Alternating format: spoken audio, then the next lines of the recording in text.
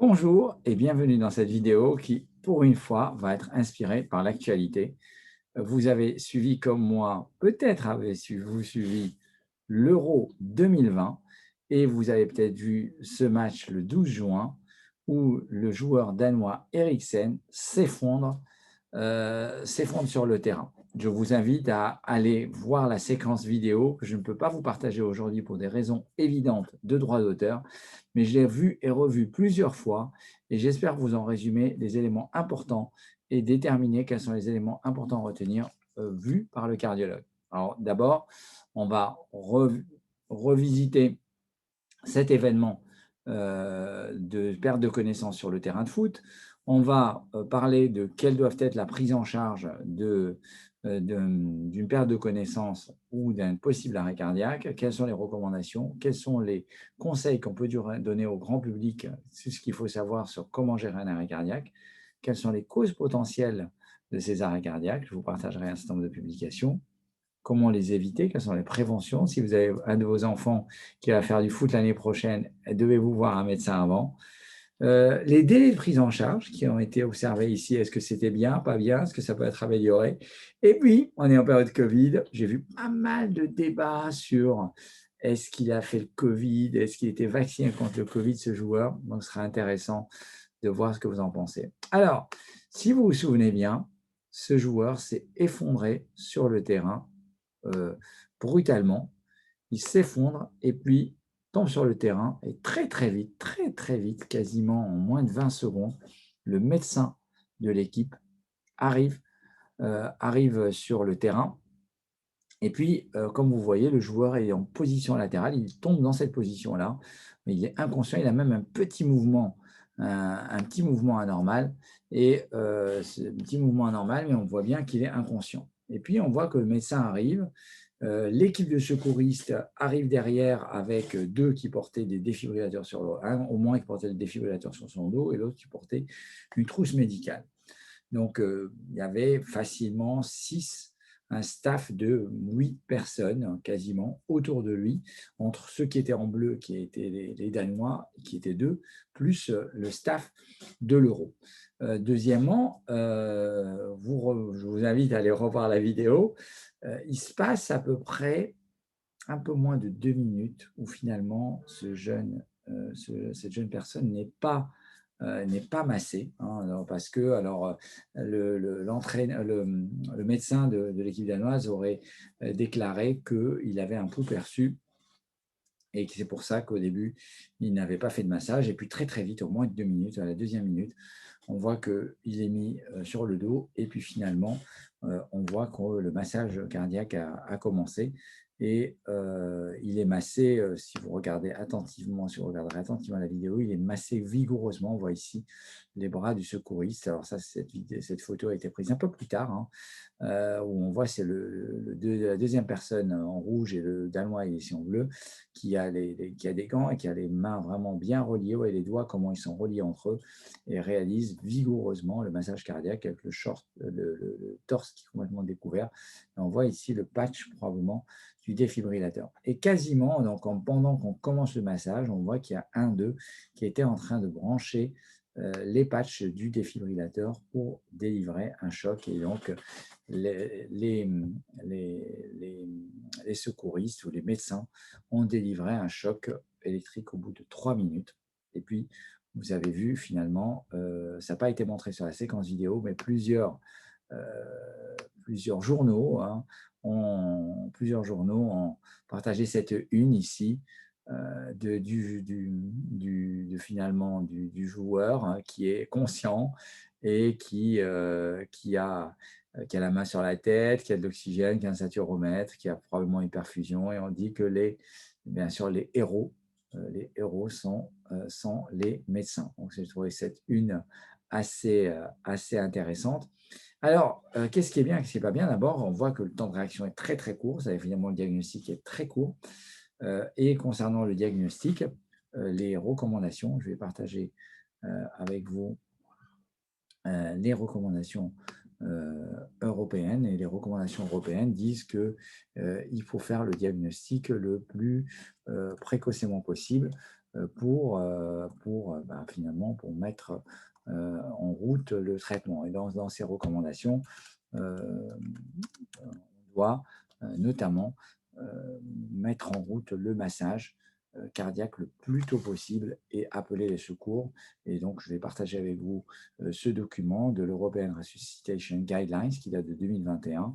Et il y a finalement un certain nombre de conseils assez simples, des top messages à appliquer pour finalement pouvoir sauver le maximum de vies. Et dans ces messages, un des messages finalement est celui-ci qui est reconnaître l'arrêt cardiaque et débuter la réanimation le plus tôt possible. Et donc, finalement, dans reconnaître l'arrêt cardiaque, il sera très important de comment on reconnaît un arrêt cardiaque. Moi, je ne sais pas comment, enfin pas moi, mais probablement vous dites, je ne sais pas comment prendre le pouls d'un patient. Et je partagerai avec vous ici, finalement, ce qui est fait ailleurs. Ce qui est fait ailleurs, et vous voyez ici, ça c'est la British Heart Foundation, et vous voyez ici, Vinnie Jones, qui vient expliquer comment reconnaître un sujet qui est en arrêt cardiaque. Et vous voyez qu'on nous explique, voilà, ils envoient même un Maccabée, hein, ils envoient un Maccabée. We need a volunteer that ain't breathing. It's one I Voilà. made earlier. Comment il le diagnostique?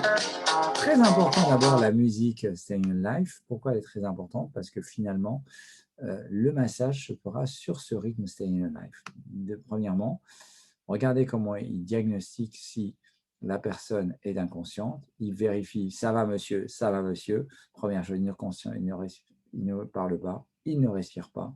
Et donc, en moins de 10 secondes, vous avez votre diagnostic et le massage cardiaque.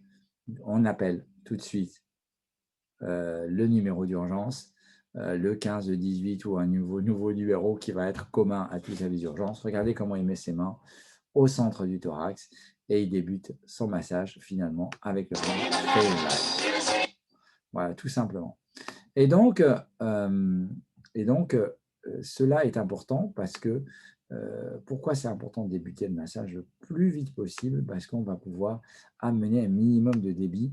Et comme vous le voyez ici dans cette vidéo, le cœur est sous le sternum. Et lorsqu'on comprime le sternum de moins 5 cm, ben finalement, on amène un débit suffisant, un débit minimum, on va dire, au cerveau. Et la qualité, le délai diagnostique va être un élément pronostic, le délai de début de la réanimation va être un élément pronostic, la qualité de la réanimation, c'est-à-dire que ce qu'on a été formé au geste qui sauve, et puis le délai, autre délai très important, c'est le défibrillation, c'est-à-dire délivrer le choc électrique. Et ici, ça a pris quasiment 3 minutes. Et c'est la seule finalement critique, enfin les deux seules critiques sont finalement qu'il a fallu 2 minutes pour commencer le massage et 3 minutes pour... Et donc, 1 minute plus tard, il a été défibrillé. Mais finalement, c'est ces 2 minutes qui m'ont semblé particulièrement longues lorsque je regardais la vidéo, en me disant quand est-ce qu'on va passer à l'étape suivante qui est le massage cardiaque. Et donc, il y avait une extrême appréhension en regardant cet épisode-là. Alors, vous savez que la majorité des arrêts cardiaques sont liés à une fibrillation ventriculaire, c'est-à-dire c'est le cœur qui s'emballe brutalement. Beaucoup pour le grand public vont être liés à un infarctus du myocarde, mais pour les sportifs, ce n'est pas tout à fait pareil. Alors, donc pour les sportifs, ce n'est pas tout à fait pareil, puisque ils ont quelques particularités de diagnostic et de pathologie qui nécessitent d'être dépistés. Alors là, je vous partage cet article, Sudden Cardiac Death in Athletes, qui est l'équipe de Massachusetts General Hospital à Boston. Là, on se trouve l'université Harvard. Et vous voyez ce tableau que je trouve très intéressant, qui est celui des causes d'arrêt cardiaque. Et vous avez des causes, bien sûr, acquises, dont on a parlé, l'athérosclérose, l'infarctus du myocarde, essentiellement pour le grand public, un peu moins chez les sujets jeunes.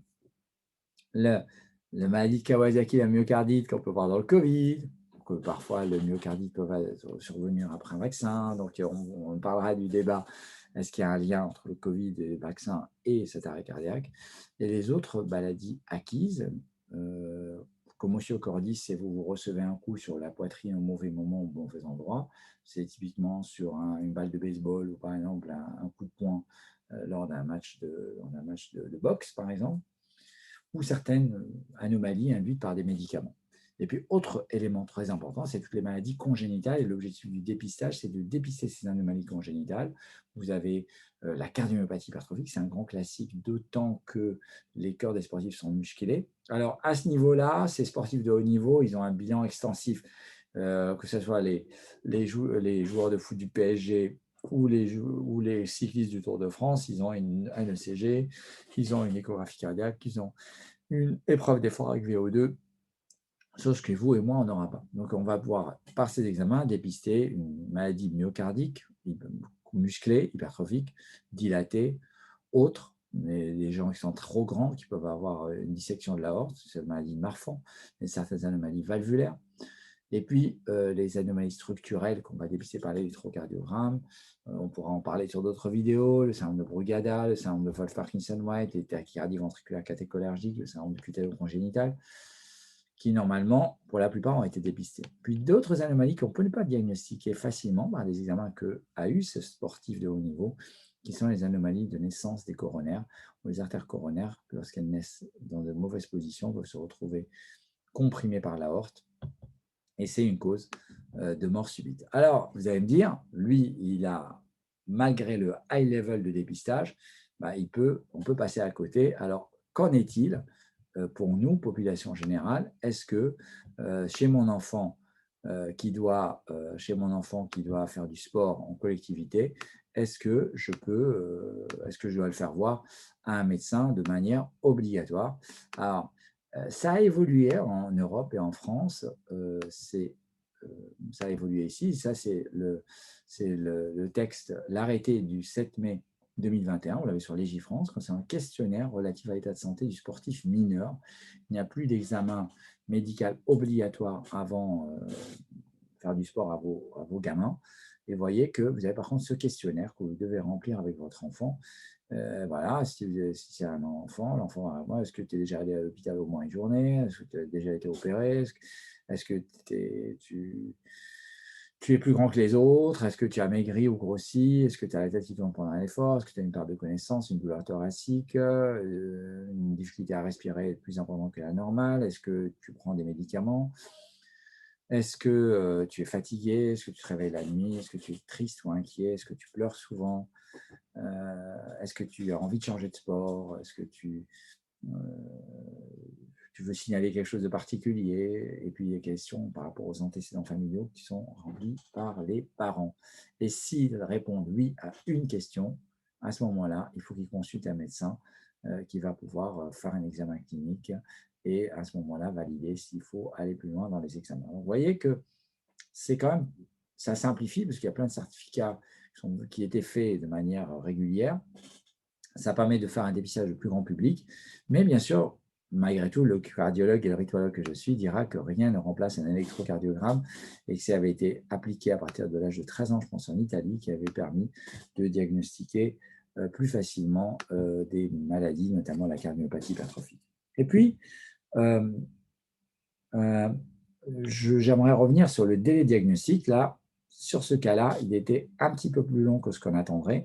On s'attendrait à un délai de diagnostic très court.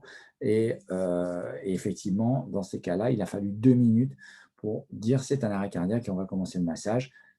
Sur l'occurrence ici, le sujet est jeune, sportif, bonne santé, bonnes artères, bon cerveau, bon cœur. Il va tenir longtemps, il tient un peu plus longtemps. Si vous avez un sujet âgé et puis il a été bien massé, regardez la vidéo, vous verrez la qualité du massage cardiaque qui était excellente, qui suivait vraiment le Stay in Alive qu'on voyait dans l'autre vidéo. Donc dans ce cas-là, il y avait la seule critique qu'on pouvait émettre, c'était celle-là. Alors bien sûr, le débat, il y a eu une polémique sur les réseaux sociaux.